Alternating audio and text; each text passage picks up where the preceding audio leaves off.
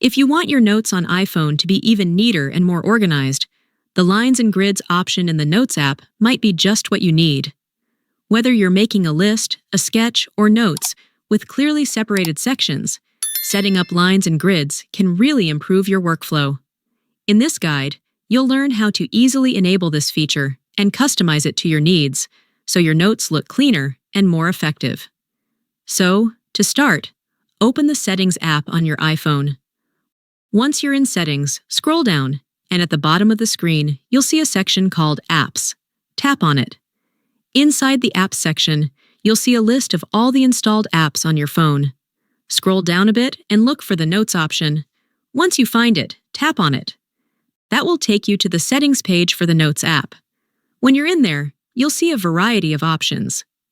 Scroll down and look for a section called Viewing.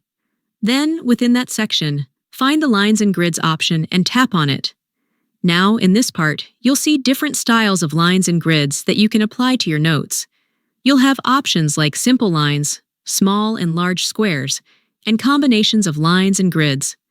Just tap on the style that suits you best, and it will immediately be set as the default background for new notes. Once you've made your selection, go ahead and open the Notes app.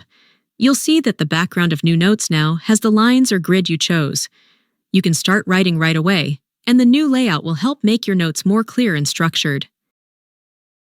And that's it. I hope this video was helpful to you.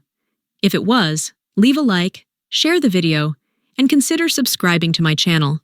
It would mean a lot to me. Thank you so much for watching, and I'll see you very soon in my next video.